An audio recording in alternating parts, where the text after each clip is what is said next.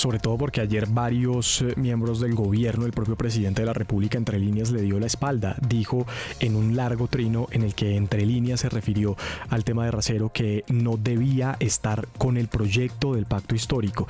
Dos nuevas actualizaciones sobre el caso del representante Racero.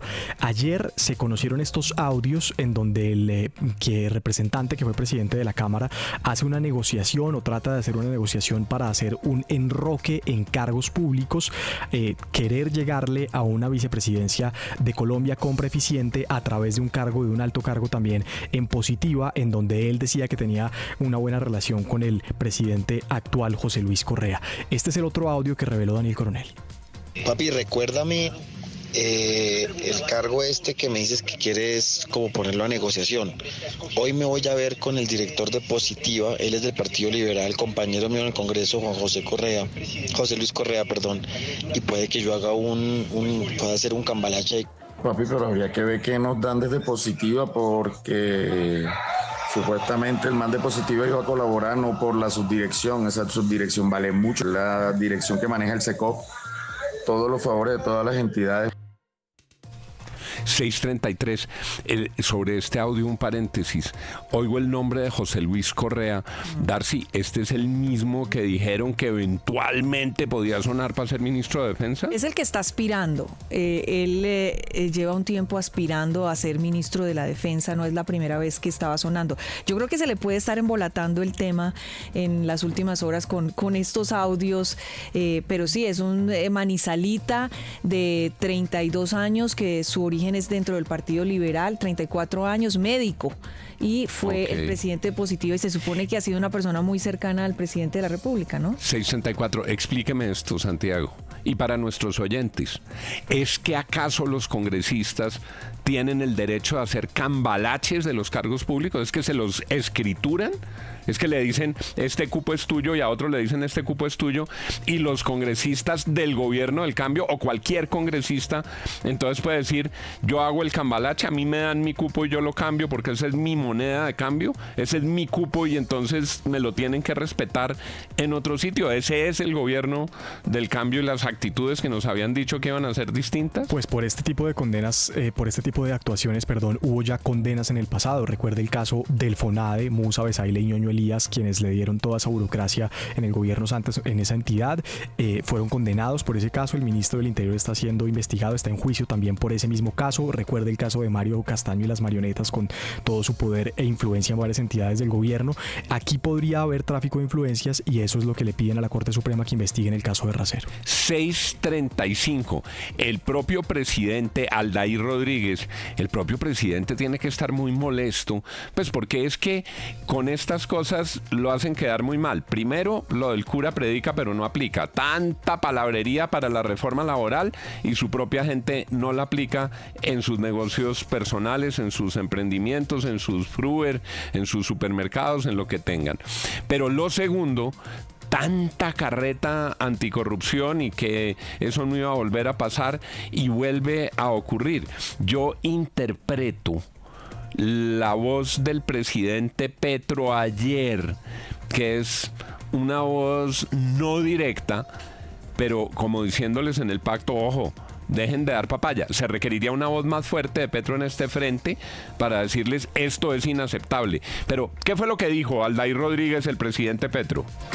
Juan, ¿qué tal? Muy buenos días, saludos para usted y para los oyentes. Sí, señor, se le vio bastante molesto al presidente Gustavo Petro un pronunciamiento en su cuenta X en medio de esta polémica que rodea al representante de la Cámara, David Racero, quien, recordemos, está en el ojo del huracán por estos presuntos abusos laborales en uno de sus negocios privados, pero adicionalmente por otras conversaciones que señalan posibles prácticas clientelistas y que serían lideradas justamente por el representante de la Cámara. El presidente defendió los principios del progresismo y los derechos de los trabajadores.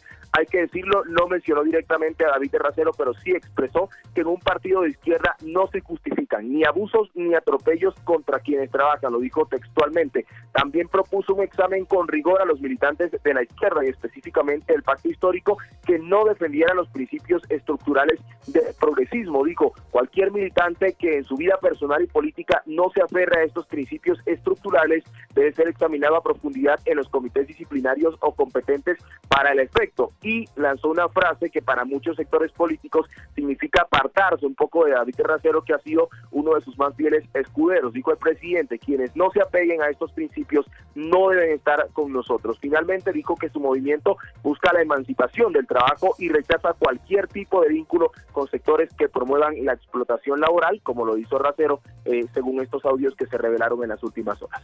Daniel Jerez, ¿qué ha contestado David Racero?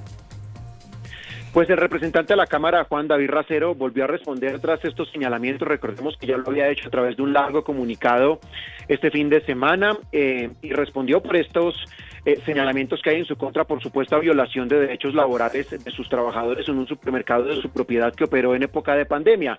Dijo que están tratando de enlodar su nombre con mentiras. Afirmó además que va a seguir respondiendo ante las autoridades competentes por estos hechos, pero advierte que hay un plan o un modus operandi para afectar al pacto histórico. Esto dijo: ante las instancias judiciales correspondientes, seguiré dando cuenta de cada uno de los elementos que pretendan usar en mi contra, que se darán a conocer públicamente en su momento. Hay un preocupante modus operandi de ataques en contra de figuras destacadas de este proyecto que buscan la aniquilación moral mediante estrategias planificadas de linchamiento mediático, surgidas de presentar como reales supuestas comunicaciones privadas escudadas en el anonimato, que posibilitan verificar su autenticidad y que esconden un patrón de interceptaciones ilegales contra líderes de izquierda de los que ya este país ha tenido noticia.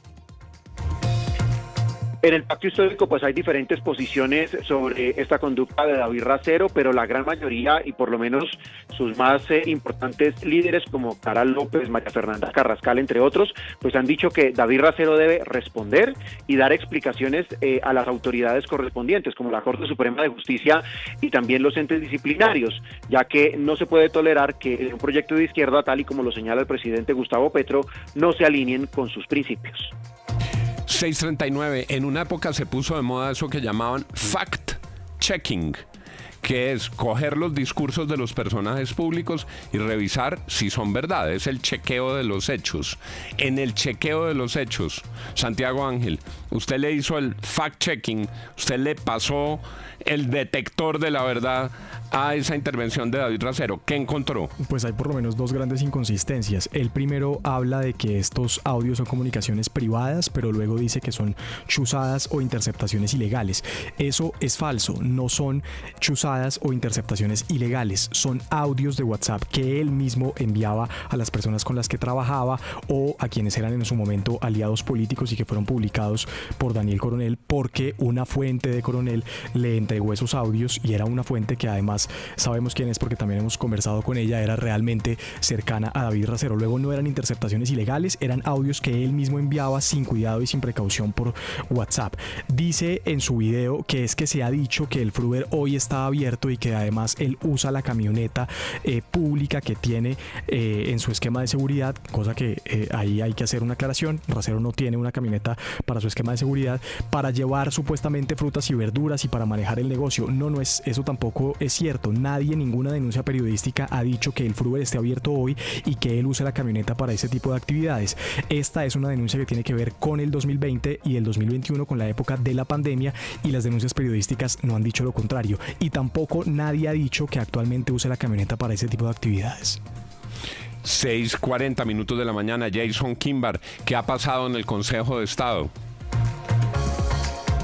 Claro que sí, Juan, buenos días. Pues ya el Consejo de Estado ha admitido una demanda que tiene que ver con el polémico caso del congresista David Racero. Pues entonces ya la Corte Constitucional es un caso que ya está ya en el segundo de otra demanda en contra de Racero, que fue acogida por el magistrado Freddy Ibarra Martínez, el mismo al que le hicieron llegar a su despacho la primera acción en contra del parlamentario del Pacto Histórico. Específicamente, el representante de Racero habría utilizado a uno de sus miembros para que le atendiera un local comercial, recordemos, de frutas y verduras de su propiedad.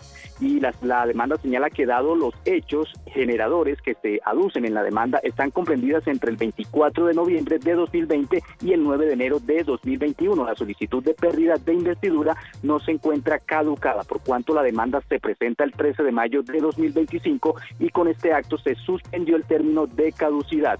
Así señaló la demanda. Cabe recordar que el congresista ha estado inmerso en polémicas que lo relacionan también con unos presuntos audios en donde supuestamente habla de cargos no solo al interior del SENA, sino como la contratación para un puesto de trabajo de su Fruver sin prestaciones ni condiciones legales, en las que él mismo salió a desmentir y calificó como una persecución política y más aún violación a sus comunicaciones privadas. Pues David Racero también ha pronunciado en sus redes sociales y ha respondido frente a estas acusaciones, señalando que es un entramado que buscan supuestamente lincharlo mediáticamente en medio de esta discusión reciente que se adelanta en el Congreso de la República en relación con la reforma laboral.